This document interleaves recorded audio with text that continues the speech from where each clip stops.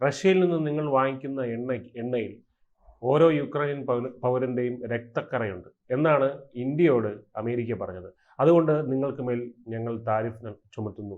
50% ഇപ്പോൾ താരിഫ്. പക്ഷേ ഇന്ത്യ അതുകൊണ്ട് എണ്ണ വാങ്ങിക്കുന്നത് നിർത്തും എന്ന് തന്നെ വിചാരിച്ചു. ആ കരാർ പുതുക്കില്ല എന്നൊക്കെ വിചാരിച്ചു. മാധ്യമങ്ങൾ അത്തരത്തിൽ ഇന്ത്യ ഭീരു എന്നൊക്കെ പറയുന്ന രീതിയിൽ ചർച്ചയൊക്കെ നടത്തുന്നത് കണ്ട്. പക്ഷേ ഇപ്പോൾ ഈ കഴിഞ്ഞ ദിവസം അറിയാൻ കഴിഞ്ഞത് ഇന്ത്യ അവിടെ നിന്ന് റഷ്യയുടെ കയ്യിൽ നിന്ന് എണ്ണ വാങ്ങിക്കുന്നത് കൂട്ടി. അതായത് അതിൻ്റെ അളവിൽ വർധനവുണ്ടായി എന്നാണ് പറയുന്നത്. എന്താണ് സത്യാവസ്ഥ? അതായത് ഈ പഴമക്കാർ പറയാറുണ്ട്, ഈ കാറ്റുള്ളപ്പോൾ പാറ്റണം എന്നുള്ളത്. സാഹചര്യം അനുകൂലമാകുമ്പോൾ പരമാവധി പ്രയോജനപ്പെടുത്തണം എന്നുള്ളതാണ് അതിൻ്റെ പണി. കാറ്റുള്ളപ്പോൾ പാറ്റണം എന്ന് പറഞ്ഞാൽ ഈ നെല്ല് വേർതിരിക്കും, നെല്ലും പതിരും വേർതിരിക്കുമല്ലോ. അപ്പോൾ അതിന് കാറ്റ് അനുകൂലമായ ഘടകമാണ്. അപ്പോൾ കാറ്റത്ത് അതിങ്ങനെ വാരി വെതറുകയാണെങ്കിൽ പതിര് വേറെ പോവും, നെല്ല് വേറെ കിട്ടും. അതാണ് അതിൻ്റെ ശാസ്ത്രം. ഇവിടെ ഇപ്പോൾ ഇന്ത്യ ആ ഒരു തന്ത്രമാണ് പയറ്റിക്കൊണ്ടിരിക്കുന്നത്. അമേരിക്ക ഇനി ഒരു തരത്തിലും ഭയക്കേണ്ടതില്ല എന്നുള്ളതാണ് ഇന്ത്യയുടെ ഒരു നയം. അമേരിക്ക ഒരു സമ്മർദ്ദ തന്ത്രമാണ് ഇറക്കി നോക്കിയത്. റഷ്യയിൽ നിന്ന് എണ്ണ വാങ്ങരുത്, അതിനു വേണ്ടിയിട്ട് ഒരു 25% കൂടി, നേരത്തെ 25% പ്രഖ്യാപിച്ചു, 25% കൂടി ഇന്ത്യൻ വസ്തുക്കൾക്ക് നികുതി പ്രഖ്യാപിക്കുകയാണ് ചെയ്തത്. അപ്പോൾ ഇത് കേട്ട് സ്വാഭാവികമായും അപ്പോൾ വന്ന വാർത്തകൾ ഇന്ത്യയുടെ പൊതുമേഖലാ എണ്ണ കമ്പനികളെല്ലാം തന്നെ, പ്രത്യേകിച്ച് Indian oil corporation, Bharat petroleum corporation, Hindustan petroleum തുടങ്ങിയ പൊതുമേഖലാ എണ്ണ കമ്പനികളൊക്കെ തന്നെ റഷ്യയിൽ നിന്നും എണ്ണ വാങ്ങുന്നത്, ക്രൂഡ് ഓയിൽ വാങ്ങുന്നത് തൽക്കാലത്തേക്ക് നിർത്തിവെച്ചു എന്നുള്ള വാർത്തകളാണ് ആദ്യം വന്നത്. പക്ഷേ ഇപ്പോൾ വന്ന വാർത്തകൾ പ്രകാരം അവരവിടെ വെച്ചില്ലെന്ന് മാത്രമല്ല, വാങ്ങുന്നതിൻ്റെ അളവ് വല്ലാണ്ട് കൂട്ടുകയും ചെയ്തു എന്നുള്ള വാർത്തകളാണ് ഇപ്പോൾ വരുന്നത്. അതായത് ട്രംപിൻ്റെ ഭീഷണിക്ക് വെറും പുല്ലുവിലയാണ് ഇന്ത്യയുടെ പൊതുമേഖലാ എണ്ണ കമ്പനികളും നൽകിയിരിക്കുന്നത് എന്നുള്ളതാണ് വാസ്തവം. ഇപ്പോൾ പൊതുമേഖലാ എണ്ണ കമ്പനികൾ അവർ റഷ്യയിൽ നിന്ന് എണ്ണ വാങ്ങുന്നത് കുറച്ചില്ലെന്ന് മാത്രമല്ല, കൂട്ടുകയാണ് ചെയ്തത്. അമേരിക്കൻ പ്രസിഡന്റ് ഡൊണാൾഡ് ട്രംപിൻ്റെ ഭീഷണിക്ക് പുല്ലുവിലയാണ് കൽപ്പിച്ചിരിക്കുന്നത് എന്നാണ് മനസ്സിലാക്കിയെടുക്കേണ്ടത്. ഇപ്പോൾ ഓഗസ്റ്റിലെ കണക്കുകളാണ് ഇപ്പോൾ വന്നിരിക്കുന്നത്. ഓഗസ്റ്റ് പൂർത്തിയായിട്ടില്ല, എന്നാൽ ഓഗസ്റ്റിലെ കണക്കുകൾ പ്രകാരം ഇന്ത്യ റഷ്യയിൽ നിന്ന് വാങ്ങുന്ന എണ്ണ എന്ന് പറയുന്നത് ഒരു ദിവസം ശരാശരി 20 ലക്ഷം ബാരലാണ് ഇപ്പോൾ വാങ്ങുന്നത്. എന്നാൽ കഴിഞ്ഞ മാസം ഇത് 16 ലക്ഷമായിരുന്നു. അതായത് ഒറ്റയടിക്ക് 4 ലക്ഷം ബാരലിൻ്റെ വർധനവ് ഉണ്ടായി എന്നുള്ളതാണ് മനസ്സിലാക്കേണ്ടത്. ഇന്ത്യ പ്രതിദിനം വാങ്ങുന്ന എണ്ണ എന്ന് പറയുന്നത്, മറ്റ് രാജ്യങ്ങളിൽ അടക്കം വാങ്ങുന്ന എണ്ണ എന്ന് പറയുന്നത് 52 ലക്ഷമാണ്. അതിൻ്റെ 38% ഏതാണ്ട് പകുതിയോടടുത്ത് റഷ്യയിൽ നിന്ന് മാത്രമാണ് ഇപ്പോൾ വന്നുകൊണ്ടിരിക്കുന്നത് എന്നുള്ള കണക്കുകളാണ് പുറത്തു വരുന്നത്. അതായത് ഇപ്പോൾ വേണമെങ്കിൽ നമുക്കൊരു വാദത്തിന് വേണ്ടി പറയാം, ഇപ്പോൾ ഓഗസ്റ്റിൽ വന്നിരിക്കുന്ന ഈ അധികമായി വന്ന 4 ലക്ഷം ബാരൽ എന്ന് പറയുന്ന എണ്ണ ജൂണിലോ ജൂലൈയിലോ കരാറാവുകയോ അല്ലെങ്കിൽ ആ സമയത്ത് അവിടെ നിന്ന് കപ്പൽ മാർഗം പുറപ്പെട്ട് ഇപ്പോൾ ഇന്ത്യയിൽ എത്തിയതായിരിക്കും എന്നുള്ളതാണ് നമുക്ക് വേണമെങ്കിൽ വാദത്തിന് പറയാം. പക്ഷേ പൊതുമേഖലാ എണ്ണ കമ്പനികൾ പറയുന്നത്, പ്രത്യേകിച്ചും ഇന്ത്യൻ ഓയിൽ കോർപ്പറേഷനും ഭാരത് പെട്രോളിയം കോർപ്പറേഷനും വ്യക്തമാക്കുന്നത്, കേന്ദ്ര സർക്കാരിൽ നിന്ന് ഞങ്ങൾക്ക് യാതൊരുവിധ നിർദ്ദേശവും അല്ലെങ്കിൽ ഒരു നിയന്ത്രണവും ഇത് സംബന്ധിച്ച് ഉണ്ടായിട്ടില്ല എന്നുള്ളതാണ്. അതായത് റഷ്യയിൽ നിന്ന് എണ്ണ വാങ്ങണമെന്നോ വാങ്ങേണ്ട എന്നോ യാതൊരു തരത്തിലുള്ള നിർദ്ദേശവും ഞങ്ങൾക്ക് നൽകിയിട്ടില്ല. അപ്പോൾ ഇപ്പോൾ അവസരം മുതലാക്കുന്നു. ഏറ്റവും കുറച്ച് വിലയിൽ എണ്ണ എവിടുന്ന് കിട്ടുന്നോ അവിടെ നിന്നാണ് നമ്മൾ വാങ്ങുന്നത്. നമുക്ക് ആദ്യം റഷ്യ അവിടെ ഈ 2022 ഫെബ്രുവരിയോടുകൂടിയാണ് റഷ്യ ഉക്രൈനിലേക്ക് സമ്പൂർണ്ണ അധിനിവേശം തുടങ്ങിയത്. അപ്പോൾ അന്നു മുതലാണ് ഇവർക്ക് ഈ എണ്ണ വിൽപ്പനയിൽ പൂർണ്ണമായ ഉപരോധം അമേരിക്കയും നാറ്റോ സഖ്യരാജ്യങ്ങളും ഏർപ്പെടുത്തിയത്. പക്ഷെ അന്നു മുതൽ ഇന്ത്യ റഷ്യയിൽ നിന്ന് എണ്ണ വാങ്ങുന്നുണ്ട്. അതിനു മുമ്പ് ഇന്ത്യ റഷ്യയിൽ നിന്ന് എണ്ണ വാങ്ങുന്നത് ഇന്ത്യയുടെ മൊത്തം ആവശ്യത്തിൻ്റെ 0.2% മാത്രമായിരുന്നു, വളരെ കുറവ്. പക്ഷെ ഇപ്പോൾ ഏതാണ്ട് 38% മുതൽ 40% വരെ ഇന്ത്യയുടെ എണ്ണ വാങ്ങൽ റഷ്യയിൽ നിന്നാണ്.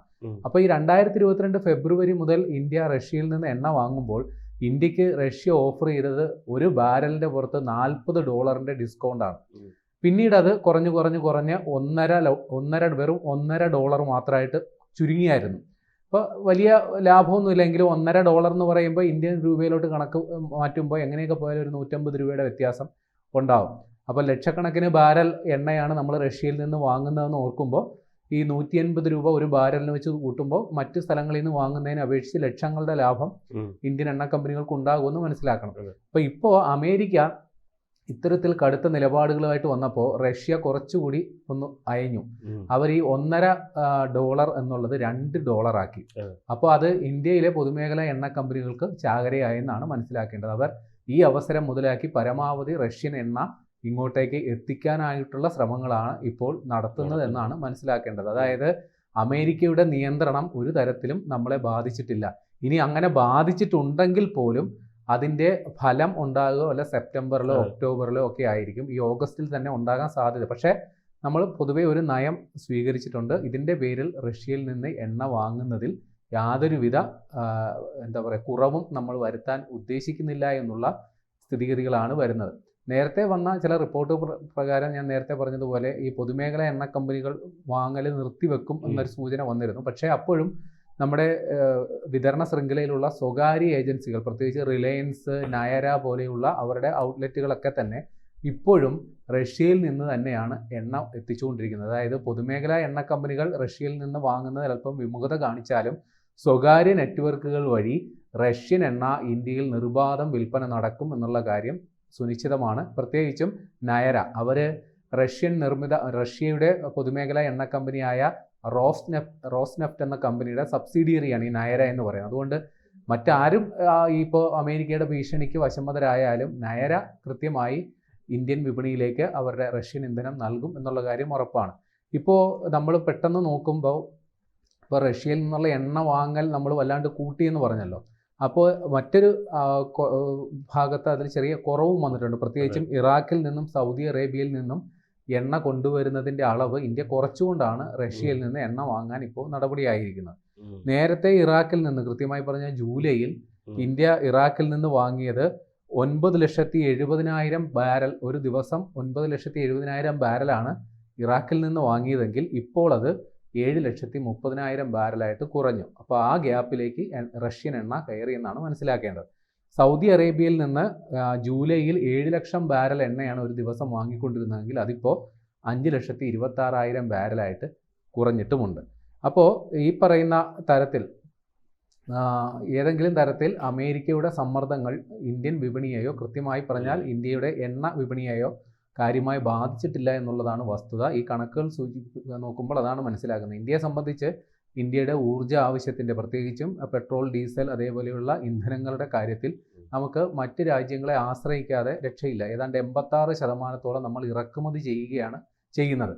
ഇപ്പോൾ അമേരിക്ക നിരന്തരം ഇത്തരത്തിൽ ഭീഷണി മുഴക്കുമ്പോഴും ഇന്ത്യ കൊടുത്ത മറുപടി ചില യൂറോപ്യൻ രാജ്യങ്ങൾക്ക്, കൃത്യമായി പറഞ്ഞാൽ ഈ അതിശൈത്യ മേഖലയിലുള്ള യൂറോപ്യൻ രാജ്യങ്ങൾക്ക്, അവർക്ക് അതീവ സമ്പന്നരാണ്. അതുകൊണ്ട് അവർക്ക് മറ്റ് സ്ഥലങ്ങളിൽ നിന്ന് ഉയർന്ന വിലയിൽ ഇത്തരം ക്രൂഡ് ഓയിൽ വാങ്ങിക്കാൻ സാധിച്ചേക്കും. പക്ഷേ ഇന്ത്യയെ സംബന്ധിച്ചൊരു വികസ്വര രാഷ്ട്രമാണ്. പ്രത്യേകിച്ച് നമുക്ക് ഊർജ്ജ ആവശ്യത്തിൻ്റെ 86% വാങ്ങേണ്ടി വരുന്നൊരു സാഹചര്യമുണ്ട്. അതുകൊണ്ട് നമുക്ക് നമ്മുടെ നാട്ടുകാരുടെയും നമ്മുടെ രാജ്യത്തിൻ്റെയും താല്പര്യപ്രകാരം ഏറ്റവും കുറഞ്ഞ വിലയിൽ എവിടുന്നാണോ എണ്ണ കിട്ടുന്നത് അവിടെ നിന്ന് വാങ്ങാൻ നിർബന്ധിതമാകുന്ന ഒരു സാഹചര്യമാണ്. അതുകൊണ്ടാണ് നമ്മൾ റഷ്യയിൽ നിന്ന് എണ്ണ വാങ്ങുന്നത്. അതിനപ്പുറം യാതൊരുവിധ രാഷ്ട്രീയ ലാഭമോ ലക്ഷ്യമോ റഷ്യയിൽ നിന്ന് ഇന്ധനം വാങ്ങുന്നതിലില്ല എന്നുള്ളത് ഇന്ത്യ വ്യക്തമാക്കിയിട്ടുണ്ട്. ആ നിലപാടിൽ ഉറച്ചു നിന്നുകൊണ്ട് തന്നെയാണ് ഇപ്പോഴും അമേരിക്കയുടെ ഭീഷണിക്ക് പുല്ലുവില കൽപ്പിച്ചുകൊണ്ട് നമ്മുടെ രാജ്യത്തിൻ്റെ ഇന്ധന സുരക്ഷിതത്വത്തെ കരുതി നമ്മുടെ പൊതുമേഖലാ എണ്ണ കമ്പനികൾ റഷ്യയിൽ നിന്ന് ഇന്ധനം എത്തിക്കുന്നത്.